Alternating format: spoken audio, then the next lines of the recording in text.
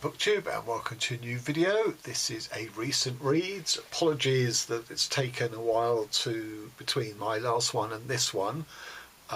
Once we entered the new year and people were back at work in January, I've been spending a lot of time submitting manuscripts. So even though I've been reading, I just haven't had the time to make a video until today. So I have 3 completed manuscripts for novels stroke novellas.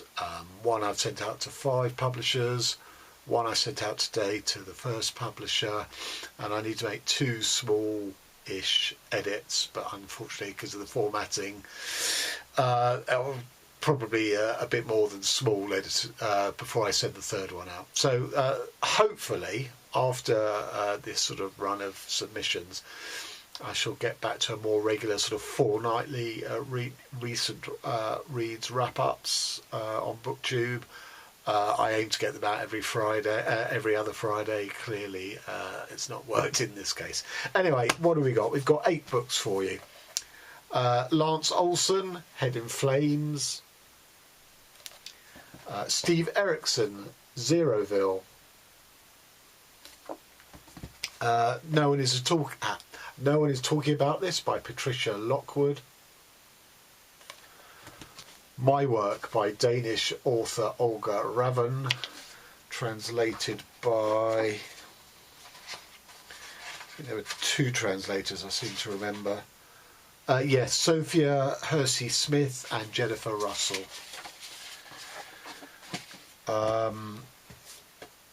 Greg Gerke in The Suavity of the Rock.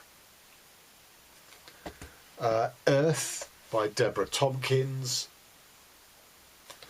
The Suicides by Antonio Di Benedetto, translated by Esther Allen. He's Argentinian, so this is translated from the Spanish. And finally some poetry, John Burnside, Ruin Blossom. So I'm going to start with Lance Olson, the second Lance Olson novel I've read this year, and I've read quite a few recently as an author I've relatively recently discovered. Love his work. He always works from real historical figures, and even though this is one of his earlier books, this is still the case. The 3 main characters are Vincent van Gogh, Theo van Gogh, who was a Dutch documentary filmmaker who was shot in the street by a Muslim who objected to a very controversial film he'd made. And the 3rd character is his killer, is the voice of his killer. And these 3 voices all throughout alternate one after the other. And just worth saying that Theo van Gogh, the documentary filmmaker, is, at least in this book, but I think probably in real life, was related to Theo van Gogh, who was Van Gogh's brother, who basically sort of kept an eye on him. And in here are several letters, whether they're real letters or not, I don't know, from Vincent to Theo, and they have a real sort of charm to them.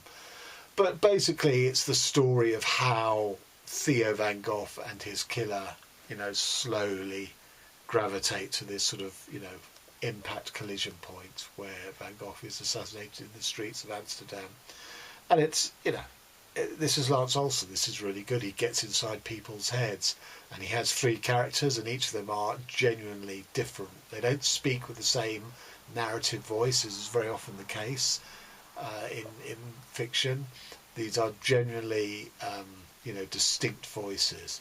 And the guy can write. The guy can also coin a great sentence. So the process of making us feel small in the right way, perhaps being one function of art. So obviously with Van Gogh we get his synesthesia, we get what colour means to him, we get his awareness of, his madness, his reaching out to his brother, always being on the move, looking, living in different places and working. I mean, he worked and lived in London, selling paintings, not his own unfortunately. We get his interactions with women. For the assassin, just like with Jared Kobeck's Atta, which is a novel about the leader of the 9/11 hijackers. This guy comes to Germany, fully embraces the sort of Western lifestyle, but then sort of, you know, is repulsed by it, has a sort of conversion in his own sort of mind and morality, and accesses and readopts his Muslim religion, but increasingly is coming under the sway of more radical militant Islam, and we end up where we end up. It's Lance Olson, it's great, it's 5 stars. Now, Steve Ericksen Zeroville, I've had on my TBR list for an absolute age on Goodreads, but I never actually owned a copy until recently because I think it was always just too expensive. But I finally saw that it was at a reasonable price, and I've never read Ericksen before, and I quite enjoyed this. So it starts with a sort of a film buff who's a little strange. He might be on the spectrum, or, you know, and he is totally clean shaven, without hair, and on his head he's had tattooed a scene from a film, a 50s, 60s movie with Montgomery Clift and Elizabeth Taylor. He sort of has it as a sort of outward symbol of his dedication to movies. And finally he moves from Pennsylvania to LA to, you know, to be at the heart of what really motivates him. And he's seeing loads of films each day. And this is the LA of the late 60s. So we've gone past the golden age of movies, of these great film stars of the 40s and 50s, these great movies like Sunset Boulevard and all these sorts of films. And it's a changing LA where punk music, well, first of all, you've got the hippies and the drugs, and that is reflected in the films. So they've, you know, you're no longer your black and white sort of romantic films. These are much more gritty, lots of sort of crime or detective dramas, lots of drugs are involved in the films. It's a whole new generation of filmmakers and filmmaking. So it's not the vision that he brought with him to LA, but he embraces it. He falls in with the hippie community. He mixes with actors and actresses. But you know, this is the end of the golden age for Los Angeles with the Manson slayings, and, you know, Los Angeles becoming much more of a sort of militarized police state as sort of gangs eventually you know, sort of move in, and, you know, the Bloods of the Crips and all that sort of stuff. So this book is structured whereby very, very short chapters, and it goes from 1 to 225, and at the midpoint it starts counting down the chapter numbers from 225 back to 1. And I have to say I really enjoyed the first half. It was very much sort of movie heavy, discussing movies, talking about the sort of moral sort of points of the movies, talking about the movie stars. It played it fairly straight, albeit through the eyes of this rather strange being. And half the time people think that they mistake that it's Natalie Wood on his head, not Elizabeth Taylor, it's not Montgomery Clift, it's some other actor, which can get his ire up, and he can sort of have these flashes of violence. But I did enjoy the first half. I was, you know, absolutely sort of wrapped up in his world of movies. So to give you an idea of the writing in the first half, one night Vico is removed from a theatre for laughing at the movie. It's about the possession of a child by the devil. Her head pivots on her body, and she retches something primordial, a reptilian green, and she has sex with a crucifix. So obviously talking about The Exorcist. Around Vicar, people in the audience vomit. When they turn to look at him laughing, it's with the same expression as when they watch the child in the movie. The ushers who hold him at each elbow regard Vicar with the same expression. I don't understand about comedies, he says, but I believe it's a very funny movie. The audience stares at Vicar, glowing in the ushers' flashlights, as if on his head is the devil's mark, as if being possessed by the two most beautiful people in the history of movies, with their graven images on his skull, is satanic possession itself. It's God who takes children, Vicar explains to the ushers, not the devil, which is a reference to his own sort of mad religious father who he's breaking away from. So that's just an example of as I say, the writing in the first half. I mean, I really engaged with it. of going to see movies, thinking about movies, discussing movies. Some movies I'd seen, some I hadn't. Some it made me want to see that I've never seen.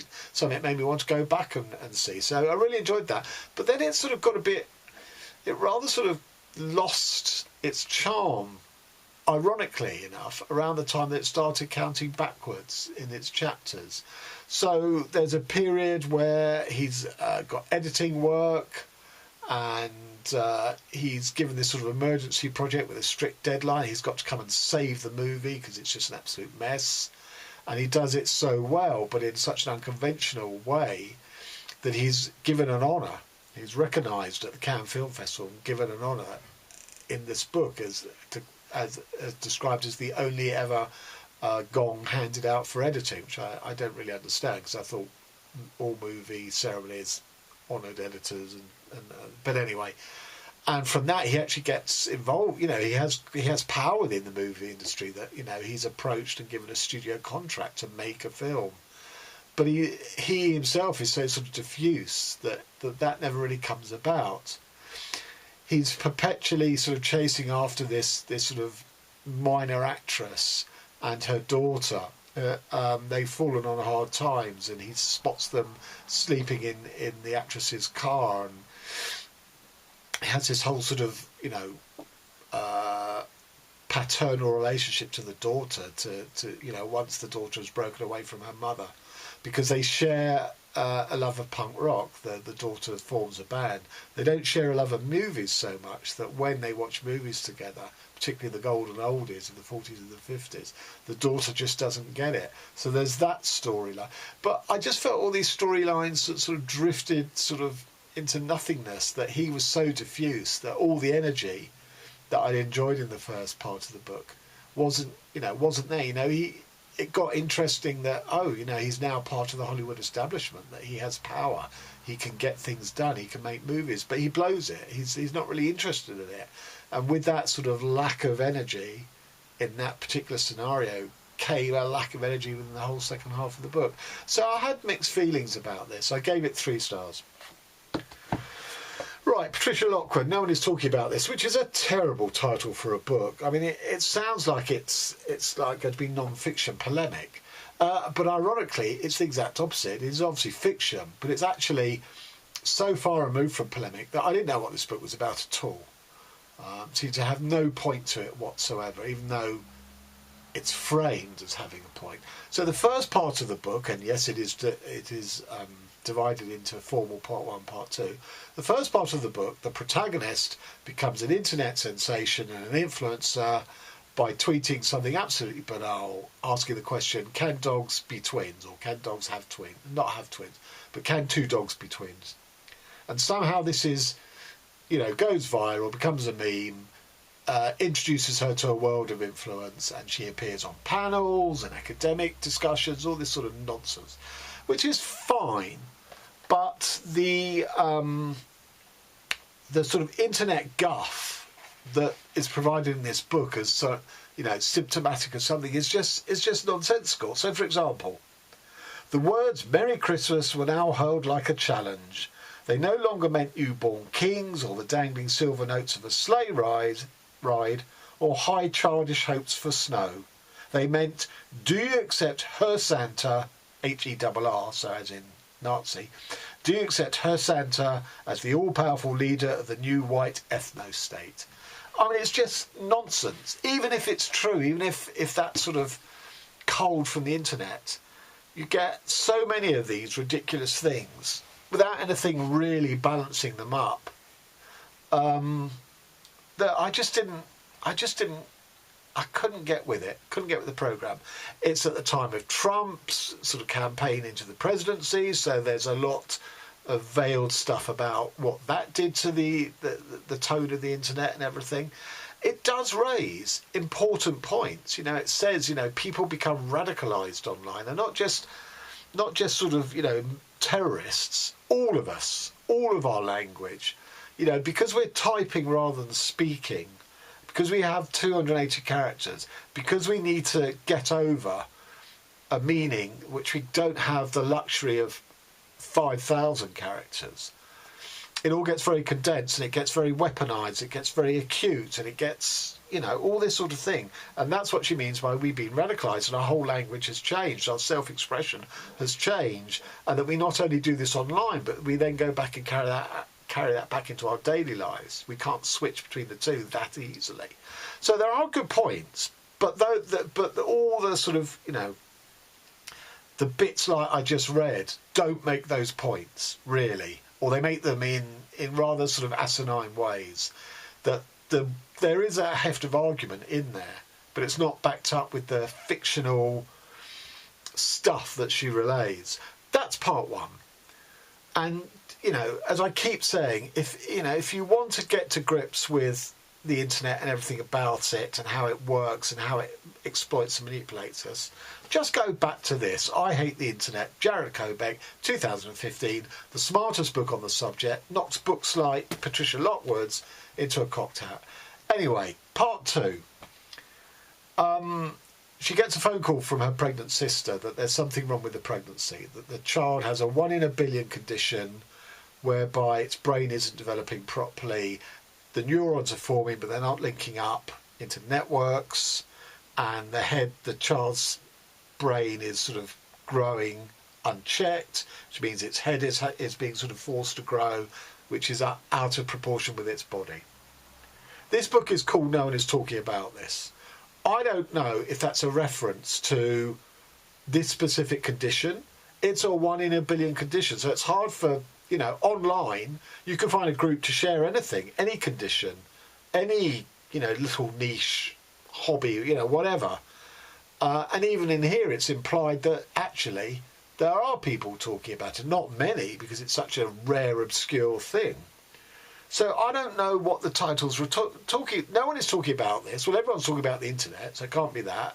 No one's talking about this medical condition. Well, maybe, but if there's any hope of a community coming together to talk about it, it's going to be on the internet. Because if you've got 1 in a billion, and there's 8 billion people on Earth, that's basically one person on each continent of Earth who suffers from this condition.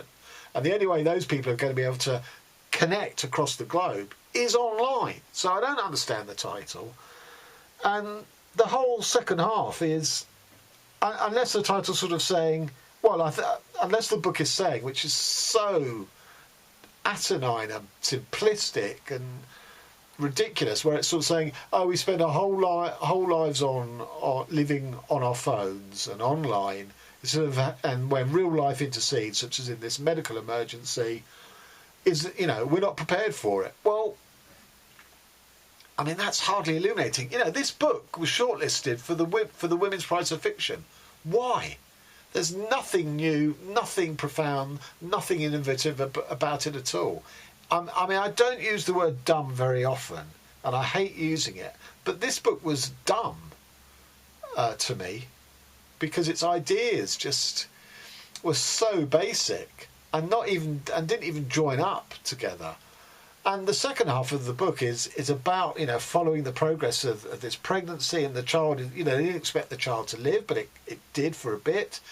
It was never going to live very long, because this head the outsized head would unfortunately overwhelm the rest of the body, and the child would stop breathing and all that sort of stuff.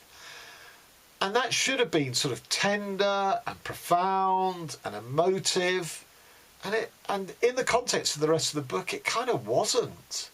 So I'm afraid I just didn't get on with this book at all. 1 star. Now, on to something completely different. My Work by Olga Ravn, Danish author. So her work, she's a poet, a writer, but the work in this book is becoming a mother, being pregnant, having a child, and balancing the two, the difficulty of balancing the two. And you might think we've heard it all before, and I'm going to talk about that a little later, but actually, this is superb. I love how it's structured. I love how she writes, different tones, different emotional states, different attitudes toward, on one day she'll feel one thing, and on the next day she might have completely gone 180 to its opposite sort of polar feeling. It's brilliant. It's the best. I've read 11 books in January so far. 2 or 3 of them I'll give them 5 stars, but this is head and shoulders. This is a competitor for my top reads of the year. We've got 11 more months, so let's see. Maybe it won't be in the 10 best books I've read, but I'd be surprised because I so enjoyed this. How it's structured is really interesting. It starts off with a woman called Anna either finding or being delivered these notebooks written by a woman called Anna. And it's the same woman, but she's been so alienated by the whole process of giving birth and early motherhood that she's almost created this other mother character that one of them has journaled but not bothered organising it. They're all in different literal sort of physical notebooks. They're all journaled, but she doesn't recognise it as her own self writing those journals. It's this other mother called Anna. But as I say, it's herself really. And the journals, because they haven't been arranged, because they haven't been curated, are all out of order, which is exactly the same as my own book on the same subject, which is 3 Dreams in the Key of G. I use exactly the same framing device. I got there first, you know. So I haven't plagiarised Ravn, and I'm not accusing her of plagiarising me. It's just so similar a device of a journal being consulted for the second child that is imminent, the second pregnancy, in order to remember things that have been purged, because each stage of the child development purges everything that's gone before, because the mother now needs the new information to cope with the new stage of development. So she goes back to consult these journals, but because they haven't been organised, she hasn't had time to curate them. Because she's been alienated from the woman who wrote them herself, she hasn't felt like curating them. So it's all out of order, as I say, as was mine, doing exactly the same quest of having a second child and needing to refer back to what the memory has wiped. And it's beautiful. So there's lots of, you know, the other thing about this is that she suffers from terrible anxiety. And this is the best representation about anxiety that I've ever come across. Anxiety about absolutely everything and anything. You know, we all have first night anxieties of the baby coming home. You know, is it too hot? Is it too cold? Is it still breathing? You know, all these sorts of things. Anxieties about being able to breastfeed. Anxieties about whether her marriage will sustain the onslaught of, you know, becoming parents. Anxiety about writing. Anxiety about writing about her child. Does she have the right to write about his early childhood? You know, when he's hospitalised with that sort of asthmatic symptoms. Does she have the right to write about that? And if she does write about it, is it going to amplify it and preserve it writ large, when in fact he may, once he grows up, never even remember these sort of, you know, infant asthmatic attacks? So there's all these sorts of things, and the different sections are just fabulous. So there's a section when they both move to Sweden. So her husband is Swedish, she's Danish, in the book. I don't know how autobiographical this is. It doesn't matter to me. And the husband is a playwright, so he has to go off periodically to direct plays in different Swedish cities. And she doesn't know anyone in Sweden. She can speak Swedish, or she can understand it, but she doesn't know anyone. She's left very much on her own with a child, more of which comparisons to other books later. So there's all the sort of anxiety about you know, whether their marriage could sustain. And when they are together, she perceives that, you know, he's a brilliant husband. You know, a couple of the other books I'm going to talk about motherhood, they're useless fathers, or they're absent fathers. Her husband is very much hands-on. He's a brilliant dad, but she's scared, and this is partly sort of her anxiety, but also partly her sort of psychological thinking, that he's not being a father. He actually wants to be a mother. He wants to take over the role of mothering the child, because he has all these sort of standards, or all these nostrums and dictums about childhood that he's always sort of firing at, as basically sort of implying that she's doing it wrong, which of course feeds her anxiety further. It's a very unusual sort of psychological state I don't think I've come across before, of the man being great at parenting, but he's parenting as a mother rather than as a father. It's a really interesting thing. There's another section where they've gone away to a writing retreat, where she's negotiated with her husband that she will have 2 hours where he's looking after the kid so that she can write. But she can't write on a singular project. So one day she'll start writing about this motherhood stuff.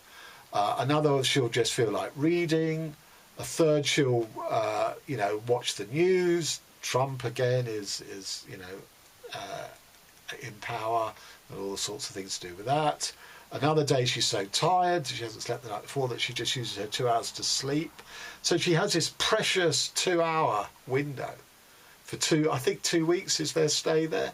And it's never, she's never afforded the luxury of getting into a routine and a rhythm in those 2 hours, even though that's a 2 hour window where, in theory, she's short of responsibility, but she can hear the child or whatever. Or the child is asking for her. The child doesn't understand that mama's not available for 2 hours. There's just so many just brilliant sections like this. She writes poetry, so some of the things are in poetry. She goes to both group and individual analysis for her anxiety. And there's a brilliant section about the 4 women in the group session. They're all different. They're all sufferers from anxiety, although one denies that she is. And there's a lot of overlap between the nature of how their anxiety expresses itself. But equally, they're all different. And that is just done so well. It's so distinct and yet universal causes, because they're women, they're mothers. They suffer the same societal pressures. And although it expresses itself differently in the 4 of them, in parts it also expresses itself very, very similarly. From page 1 to the final page, I just thought this was tremendous. So I'm just going to read 3 bits. While she slept, Axel, who's her husband, asked a nurse to show him how to change a nappy, and Anna laughed when he told her. She dressed and undressed the child with a confidence that reassured them both. She didn't think it was innate, but indoctrinated since childhood. Throughout the years, thousands of dolls had been dressed and undressed in Anna's hands, and now in the maternity ward, Anna felt as though all this doll play had existed solely to prepare herself for this moment, for this child. She raised and bent the boy's arm to pull it through the sleeve. She carefully lifted him towards her and pulled the leggings up around his belly, while his feet rested on the changing pad. Nothing had prepared her for his eyes and for the horror. Brilliant. Absolutely brilliant. And then there's this. When a mother gives birth to her child, something radical happens to her. The child who was once part of her body isn't anymore, but remains part of her consciousness. When she is with the child, she is not herself, but something else. She feels a restless longing to return to herself, to remove herself from the child. But when she is without the child, it's as though parts of her are missing. She is not herself. She is neither herself nor not herself. From this position, she will struggle. When Anna realised this, that she could be neither with nor without the child, and also be Anna, she stopped telling Axel about herself. And the final selection. So this is an example of, the right to turn her boy or parts of her shared story with the boy into her own art.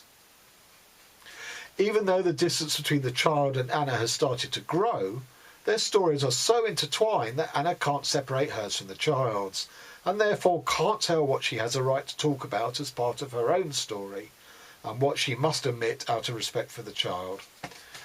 Right, so as I say, this is one of several books that I think are superlative on the subject of motherhood. They don't present the dreamy, romantic ideal of motherhood. They're gritty, they're ambiguous, they're realistic, I believe. They show mothers as real human beings, and there's 4 books. There's obviously Olga Ravn, my work. There's Claire Kilroy, Soldier Sailor. There's the long form by Kate Briggs, and I'll post links to my reviews of both of these. I've read them in the last 2-3 years. And finally, as I say, my own humble offering, the Three Dreams in the Key of G. It would help if I could pronounce my own book title. I'm not including my own I think these should be compulsory reading in schools, both for boys and girls, but particularly boys, because I just think they would open people's eyes up to what is involved in, so many of us go into parenting without, knowing what we're getting ourselves into. We can attend classes, we can read books, but until the child arrives, you don't know just what an investment and what a sacrifice is involved if you're going to do it properly, or at least have the chance of doing right by your child. And as I say, I think these 3 books are just so good. So Claire Kilroy, Soldier Sailor, we don't go through the pregnancy, but we have a young mother who is totally surrounded by pre-verbal, pre-lingual child all day because her husband is useless. Similar in mine, and where mine overlaps with Olga Ravn, that in order to try and retain some sort of adult intellectual and sensibility, she keeps a journal. She keeps adult language going by committing to a journal, as does Ravn, although the difference with Ravn is she's so alienated that she sort of forswears ownership of the journal, for a good long time. But with Claire Kilroy, Soldier Sailor, this is very much about the sort of ambiguous feelings around, being a parent, being a mother, towards her child, love, but also hate at times, resentment. So there's that. Kate Briggs again shares with mine and the Ravn that she doesn't want her mental agility to atrophy. She is alone all day with her child because there is no partner, there is no male partner. It's a sort of it's not in mine where the partner is absented himself because he's involved in the external world, and it's not like here the partner who is part threat, part keeping up his professional life as a theatre director. Here it's, she lives on her own with the child. So in order to maintain her sort of intellectual abilities, she decides she's going to read Henry Fielding's book, The History of Tom Jones.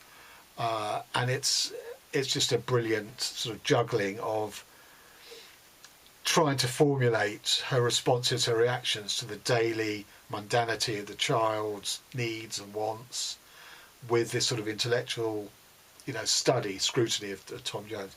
So, these 4 books, again, I don't wish to blow my own trumpet, but, 3 of these 4 books are absolutely recommended reading.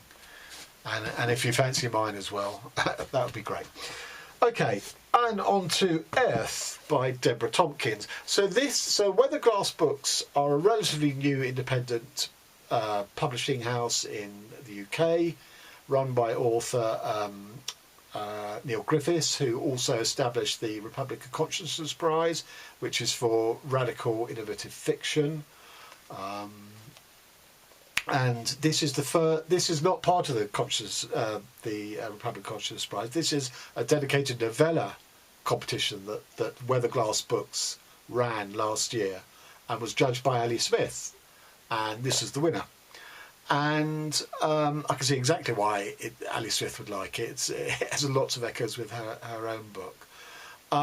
So there is a planet called Aerth, which is rather sort of rural, rather sort of isolated, and it talks how the planet is entering a new ice age, but has already suffered destruction through flooding. Whole countries have disappeared. But also viruses have killed people, and that the child Magnus is the last of 9 children born to his parents, but the only one who survived, because he wasn't born with the virus, whereas all the other 8 did, and all died in infanthood. So you think this is a post-apocalyptic version of our own Earth. It's very much what it sounds like, and it is a rural community in Middle England, in the Forest of Arden, and again, you assume that that's because it was the only place in safe from flooding in the heart of England, although that doesn't quite seem to be the case later on. And they have rules, 5 key rules, but they can all be summed up by rule number 1, which is do no harm, which is really aimed at respecting Mother Nature. You know, the sort of Buddhist thing of not treading on an ant and accidentally killing it. You know, to be absolute respect. And again, you think, well, this is because we've ravaged nature, and now the sort of the human philosophy must be to honour and protect nature. And indeed, the wolves and bears have returned. You know, the forests have returned as, you know, a sort of much grander way than, you know, I don't know if you remember in lockdown, but you got TV footage of animals like deers and that coming back into the centre of cities because the cities were deserted under lockdown, and nature sort of, you know, felt a bit brave and started extending the range of its visitations. So that's what all of this planet Earth smacks of: post-apocalyptic nature that hadn't already been sort of made extinct, managing to sort of expand, the forests expand, some of the wildlife expanding, and a change in human philosophy to respect Mother Nature and to live a rather simple life. But it's not a return to sort of Stone Age. There is still modern accoutrements, just not to the level we have them. There's no mobile phones, for example. However, what there is space travel. That Magnus doesn't want to be a farm boy all his life, doesn't want to take the farm over from his parents when they get too old to manage it. He wants to go to space because this planet is busy trying to innovate and make preparations to colonise Mars, because they know eventually the Ice Age is going to basically finish off Earth. But a shocking discovery is that there is a sister planet, Earth, spelt URTH, the other side of the sun. It's like the dark side of the moon that you can never see. That previously we'd never be able to see it because it's the other side of the sun, but it's the exact replica, or you know, pretty much a replica of their planet Earth. And after going to Mars and doing his space training, he's going to then go with a crew of 5 onto this shadow or mirror Earth. The two Earths have started communicating with each other, but this will be the first visitation of one from the other. And when he does that, his spacecraft crashes, and he's the only one who survives, basically. And then we get into a different terrain, and where I think the book rather loses its, you know, because the first half is as an ecological, post-apocalyptical thing, it was interesting. And when you realise that Earth, URTH, the one that he arrives on, is our Earth now, that what we had assumed that Earth, AERTH, was our planet post-apocalyptic, it's not. It is a genuine, in the terms of this book, mirror version of this Earth, with different technology, with different social values, with different philosophies, all that sort of thing. And that's fine. You know, that twist halfway through really worked, really had an impact on me. But unfortunately, once he's on Earth, it becomes very much like the Nick Rogue movie, The Man Who Fell to Earth, with David Bowie as the alien who's stranded on Earth. It's very much Yaroslav Kulfal's novel, The Space Bohemian, The Spaceman of Bohemia. It also has a bit of the touch of the Orbital by, what's her name, Harvey, that was Booker shortlisted, Samantha Harvey. And he's sort of half celebrity, half prisoner, because, you know, our current Earth, he lands in Britain, there's no money to send him back, there's no money for a space programme. And then you ask yourself, well, this Earth, which is relatively primitive compared to our complex Earth, how they got space technology, and it's even actually raised in the book, where the Earth URTH people sort of query how, if they're so primitive and pure and unpolluted as they are, how they manage to have the technology to, and that is a problem. You know, once it's I mean, I thought of it myself, but once it's raised formally within the text, you know, you can't really get past that. And as I say, the story of the individual, rather than the sort of greater ecological story of the society and the culture of Earth in the first part, is far less interesting. And we've seen it. We've seen it in David Bowie. We've seen it in The Spaceman of Bohemia. We've had that story told. And I don't think this book was able to add anything, to rise above those well-travelled grooves. So it really sort of dropped off quite alarmingly. Also, there's a love story, an unrequited love. Well, it's not unrequited, but a love story across the two planets, which felt a bit bleh, really. Did we need that? Yeah, so it started off really well, but then I'm afraid rather dropped off. So I gave it 3 stars. And on to Greg Gerke in The Suavity of the Rock. So I'm not sure really what I feel about this book. There's lots of great lines and sort of really important points that it makes, sort of philosophical points, I think. So he's a writer. The reviewing couldn't be reversed, and I instantly began to live with the void, not the hole. I continued to walk back to the trailhead through the mushy sand, and soon dizzied, swivelled, and aimed at the horizon, where a long freighter moved southerly soundlessly, and I tried not to think how, yes, there was already a taste of what dreariness I would come to. Nothing can beguile or stir that didn't first exist in our own being, secretly waiting. I really love that idea. But this wasn't knowing oneself, this was constructing oneself. Work that should have been done in one's 20s. Again, I really like the idea of that, but it's a story of a 50-year-old man who is a writer looking back on his life, but it's done in sort of 3 episodes, which are so focused on those episodes that in a way he's not really looking back on his whole life, or the reader has to fill in the gaps. And the image I would use, and one of the things that he himself says, is that you can't go back. The nature of memory is such that you can't go back to the same place as you were. So he's from the Midwest, he's from, I think, Milwaukee, and he's travelled around Europe as a teenager. And then he's back in Europe to work.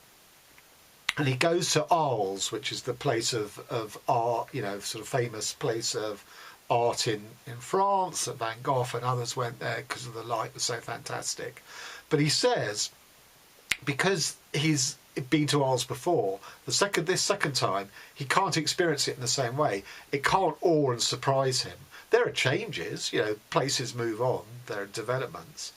But the overall initial sensation of when he first visited Arles, he can't ever regain. And the image I would use for this whole book of him looking back is, you know, those frozen sculptures of people in Pompeii that were, you know, literally sort of petrified by the ash and the whatever. What you are seeing when you walk around Pompeii is not a dead human being in there. They're not. What you're seeing is the mould cast. You know, so it's hollow, it's empty. And this character is sort of saying, looking back, that you know, the bit that the exercise of looking back, he's not looking back on himself back in that time. He's looking back at the cast of himself, the impression of himself that he left.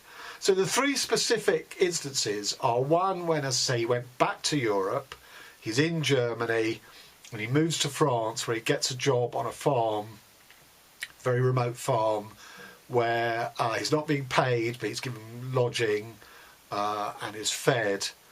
And there's a whole long chapter of him being in France, doing the rural work, about isolation, when he walks to the town and meets the people, blah, blah, blah, blah, blah. The second one is when, as they always do, he and his brother and various other people, they rent a cottage for the summer in the US.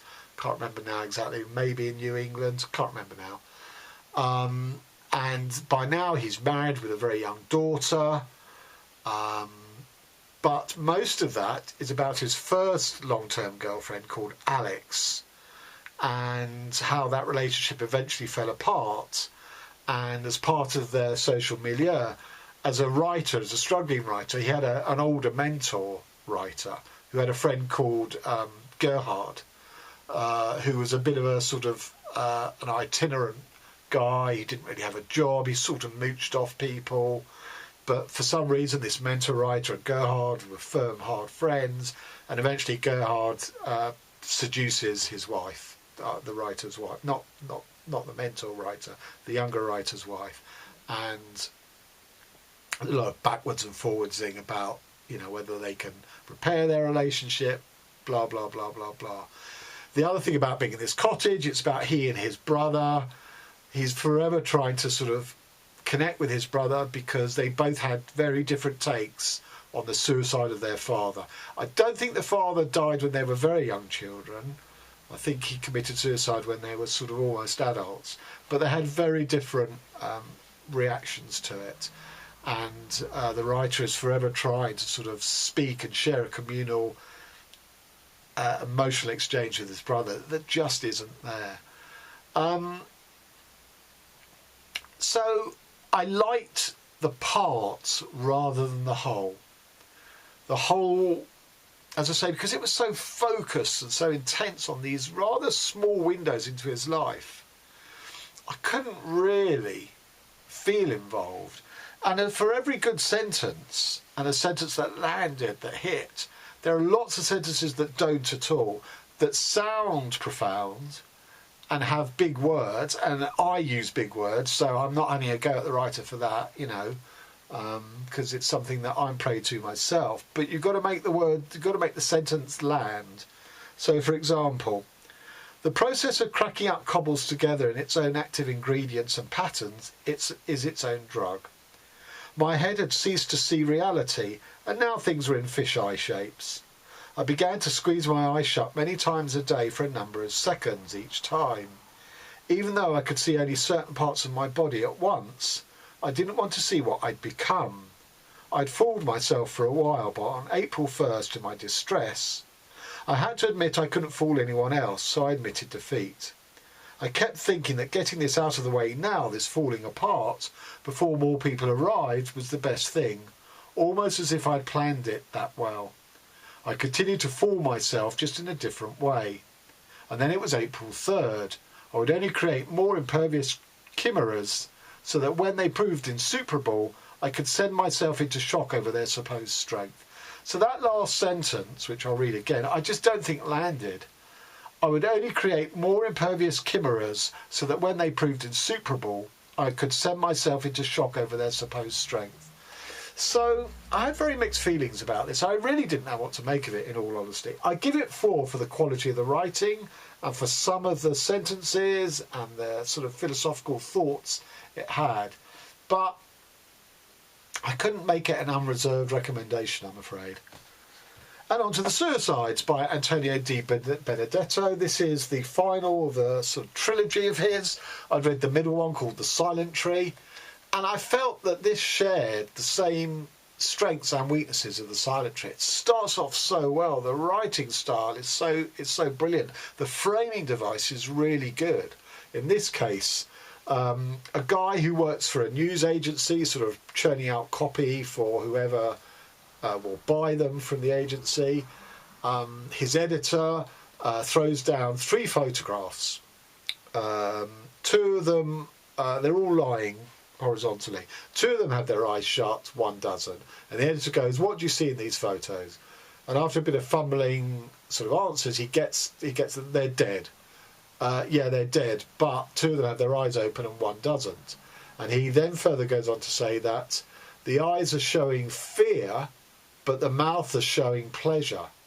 So he wants an investigation, an investigative report into what is it about suicide, what lies behind suicide that can produce both fear and pleasure.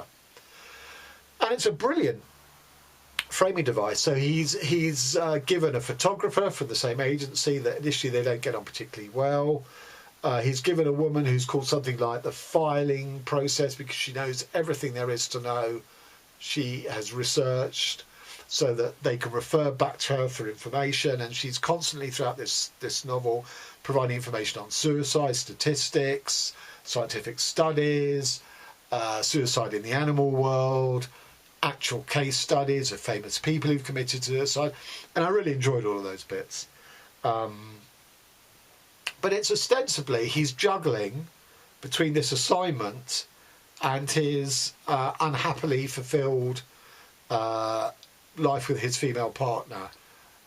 He's always trying to get off with other women that he comes across in this, be they, the photographer or whatever. He's always remarking on how women appeal or don't appeal to him. And that's great. We get a lot about suicide, and it's really good stuff. So to give you a brief example, am I a normal man? I don't make much noise. I like many things. I live my life. I wonder why we are alive. I think about death. I resist it. I prefer to live, but I think about it. Many people don't. They take for granted that a great deal of future remains to them. And I think that's absolutely a key insight into all of us, how we push death remotely, out of our daily lives, so we don't have to think about it, we don't have to confront it until maybe we're afflicted with a mortal disease, or we approach old age, whatever it is. To me, that's a really, really important concept. And I like that sort of snap, snap, snap, snap way that he presents all of this stuff. It's not long sort of monologues. It's sort of impressionistic. But the second half of the book, where we meet the families and the relatives of these two people who committed suicide, and each has a different take on what lies behind it, and he's involved with these people trying to get the story. But the story and the investigation becomes less and less. The study of suicide, or the motivation of suicide, gets less and less, and it just drifts into nothingness, which is exactly what happened with The Silent Tree. So I loved the first third of this book, and the second 2/3 left me rather cold, so I gave it 3.5 stars. And finally, some poetry. John Burnside, who died last year, I think. This is called Ruin Blossom, and is about the latter stages of life. Presumably, he's reflecting in old age. Unfortunately, almost every one of these poems contains religious imagery, and I do not find religious imagery helpful at all when contemplating one's own mortality. This is a Catholic or Christian religion, certainly, but I don't find any of the religions have much of hope to offer us. So I just did not get on with this from poem 1 at all. There was one poem, however, that I will read that I did like. It's called Acquired Memories of Autumn Colour. Of Tupelo I know enough to wish for nothing save the gist of a hereafter. A slow dissolve to somewhere less elaborate than this, but still unfinished like the dream that carries on. Without us, frost and lamplight in the dark interior, a distance so exact that nobody could ever choose to leave it for the minor Reich of home. So that sort of stopped me up short, that phrase, the Reich of home. For years we lived like actors in a silent movie, lit too well and haunted by the lines we could not say. Love that. Convinced that someone there was not accounted for, a sweetness on the wind that might just turn, angelic. One last drift of, so to speak, that seemed unlike, though much of it was gold. So I did like that poem, but the rest of it left me absolutely cold, I'm afraid. 2 stars. So there you have it. That is my recent reads for 8 books. A fairly middling bunch, it has to be said, although propped up by the genius of this book, My Work, by Olga Ravn, and yet another Lance Olson, true to form, high standard book. So till next time, hopefully in 2 weeks, or 2 weeks Friday. Thanks very much.